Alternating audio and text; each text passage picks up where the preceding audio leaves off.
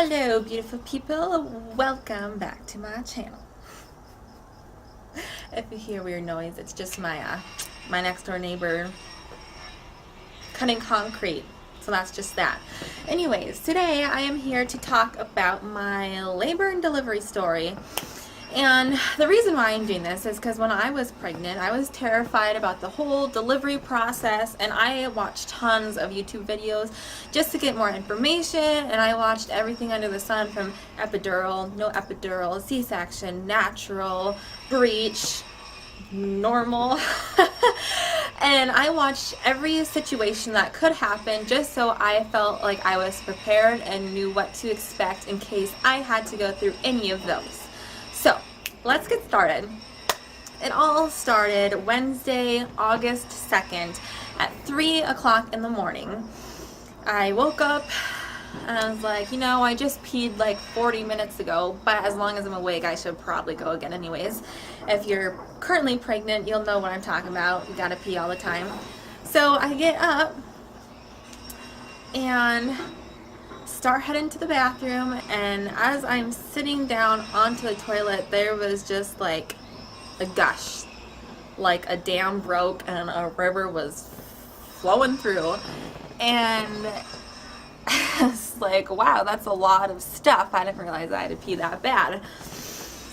And I was sitting there and liquid was just keep coming, and it took me actually a couple minutes to realize that that was my water that had just broken. And every time I would shift or adjust or try to stand up from the pot, more would fall out. And I tried putting pads on to soak up the liquid so I can make it back to my bed and tell my husband, and that would soak through within 30 seconds. And I even tried Depends because I got some Depends to help with the recovery of afterbirth, and even that just would soak through. So what I ended up doing is I put a pair of Depends on. So I waddled back to, by this time it was like a good half hour later, it was a good 3:30 in the morning. So I waddled back to my bed, woke up my husband, told him what happened, and he's like, "Are you feeling contractions?" I was like, "No, I don't feel anything other than the fact that my water broke." So I laid down in bed and I was too wide awake to fall back to sleep, and my husband was just laying there, and still no contractions. And then my husband has to leave for work at like 5:30, 5:45, so he got up at 5 and started moving around. And at this time, if I really concentrated, I could feel a slight tightening in my belly, which I just assumed was a contraction. So I told my husband, I'm starting to feel them. They are not painful at all. It's just I can barely feel them. So we agreed he could go to work and I would call him when things started to get more active, labor and stuff like that. So he went to work and I tried to fall back to sleep because I'd only gotten like 3 hours of sleep that night, and I was just too energized. So I got up, finished packing my hospital bag. I was texting people, my water broke. I'm gonna have a baby by tonight, hopefully. And I did some more laundry, did the dishes. I watered my flowers, just getting ready because I knew I wanted to spend 2 days in the hospital recovering. So I knew I wouldn't be home for a while. So try to just get everything finished. And my contractions, the little ones that I was feeling, actually they completely disappeared. So that made me a little worried. And by around 10 o'clock, people were like, "How far along are you? Are you at the hospital yet? Yada, yada, yada. Is the baby here yet?" And I was like, "No, actually," and my contractions completely disappeared. They're gone. So everyone started freaking out, saying, "You need to get to the hospital right away." Because I guess there's a certain time period that you have to deliver a baby after your after your water breaks. And so I was worried about calling my husband because still nothing. And I didn't want to go to the hospital where I would just have to hooked up to IV and sit in a bed. I wanted to be home, moving around. But finally, enough people convinced me. So I called my husband. He came home from work and he got the bags in the car and I headed into the hospital. And by this time it was, I think, 1:30, and we got to the hospital around 2 because it's about a half-hour drive. And they checked me in, hooked me up, got an IV. That wasn't fun. It poked me multiple times before they finally got a spot. And by this point, I could feel again this very small tightening of my stomach, but still nowhere where I should be after this long after my water had broken. So they're like, we would like to put you on Pitocin, which is something that I did not want. I did not want Pitocin. So I asked, could I just wait an hour and walk around the halls just to see if by any chance that helps. So they agreed, and it did not help. Contractions didn't progress at all. They stayed just the very small tightening in my stomach. Oh, and I forgot to mention, when they checked me in at 2, they checked me and I was only 2 centimeters dilated, like that big. And so after an hour of walking, checked me again, still only 2 centimeters, nothing changed, contractions didn't change. So an hour later at 3, they hooked me up at Pitocin, and almost immediately my contractions got stronger. And at 5 o'clock they were really starting to, from 2 to 5 they were bearable. Like, I was good, I was cracking jokes, I was laughing and talking with everyone. By 5 I had to concentrate. It was no longer fun, no longer joking. And my nurse, he was awesome. His name was Derek. When I first realized I was having a male nurse, I was not happy because I was like, man, he doesn't know what I'm gonna go through. He'll be like, what's wrong with you? You know what I mean? But he was fabulous. He kept saying, you are way stronger than me. I would die if I had to go through this.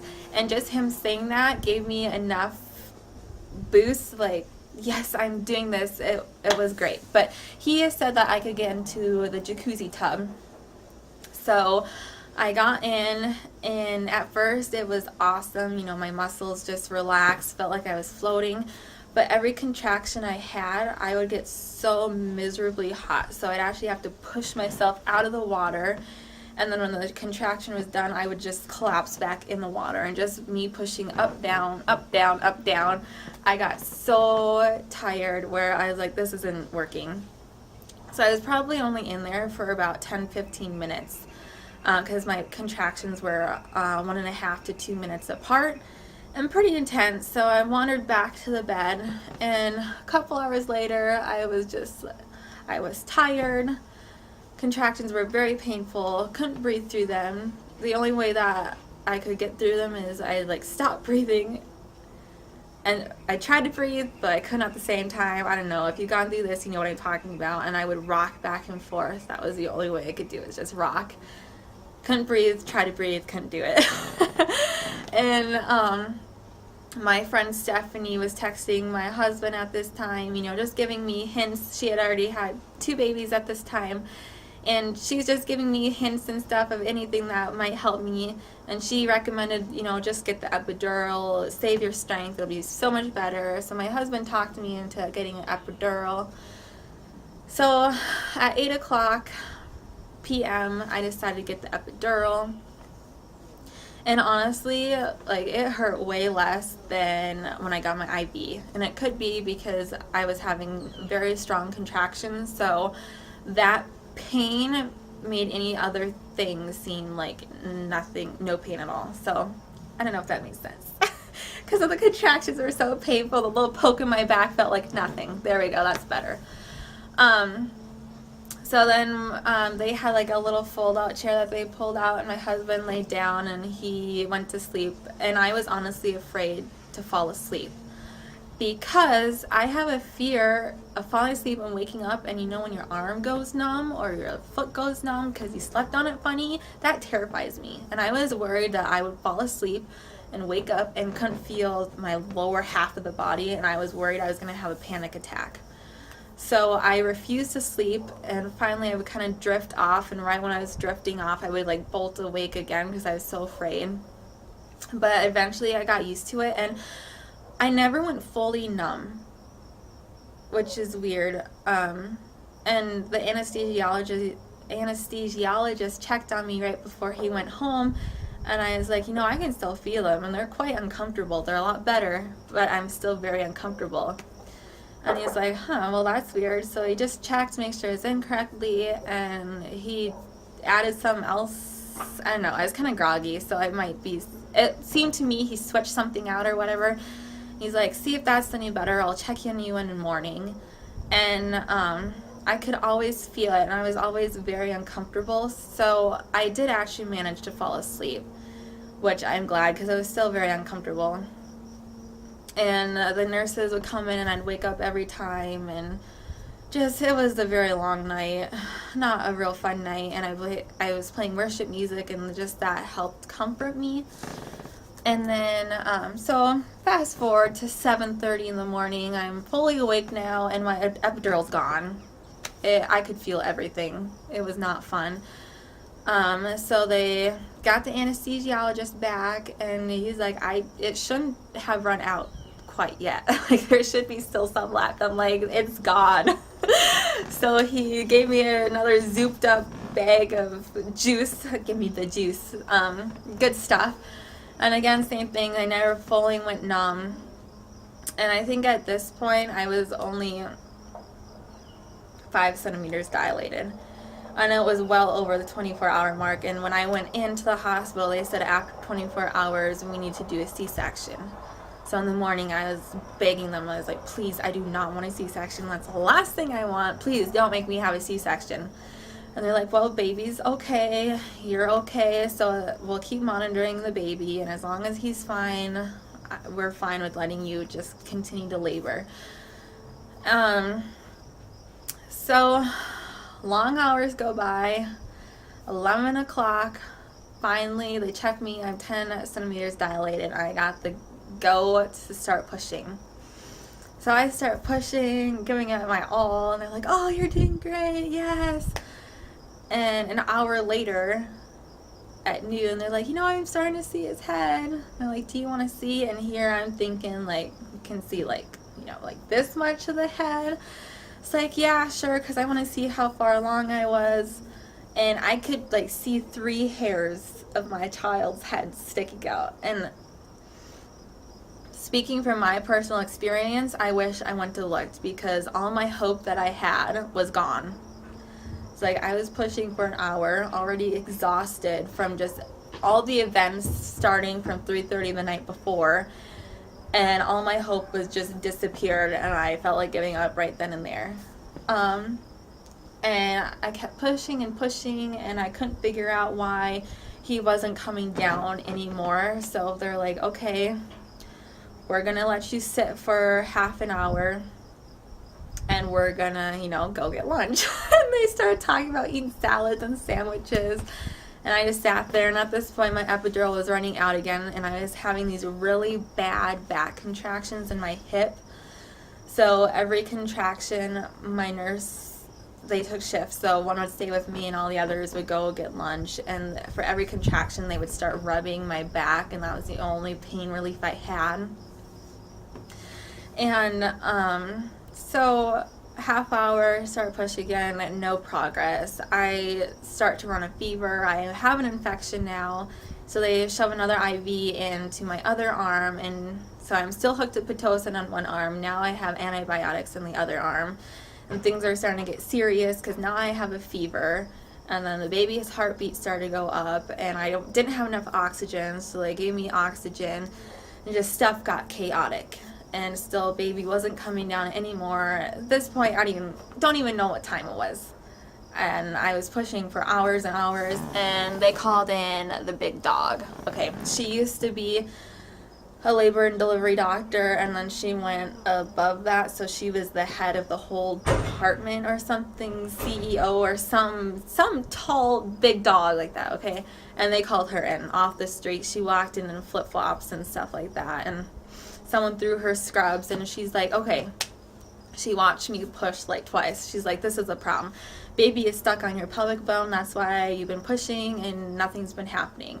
It's like, I was happy to know what was wrong, and then mad no one told me that, and it's just, at this point I was struggling to keep my eyes open. I was so tired.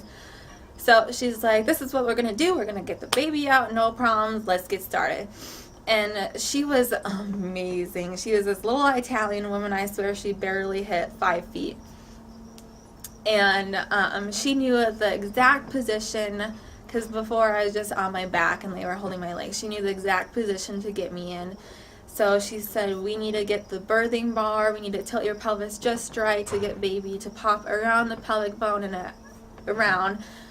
And she took olive oil and was like stretching me. I don't know if that's TMI, but that's what she did. And I don't know how long I pushed. I think it was another hour. And he finally slipped around my pelvic bone. And then once he was around the pelvic bone and they could see him drop down lower, then they called in my other doctor and got me back into a different position because I needed to get in a different position to make him fully, I don't know. I don't remember exactly. And I think I pushed for another hour after that, finally, before his head came out. And that was interesting because, again, I had no epidural left at this time. Whew, and my husband likes to say I ripped from sea to shining sea. Yes, from like top to bottom, and that hurt. Ring of fire is an understatement. And so the head came out, and they're like, don't push, the cord's wrapped. So they unwrapped the cord, and as soon as they unwrapped the cord, he just slid all the way out. My son slid all the way out, and I'm glad he came out because honestly, I don't know if I had enough strength to push one more time through the shoulders.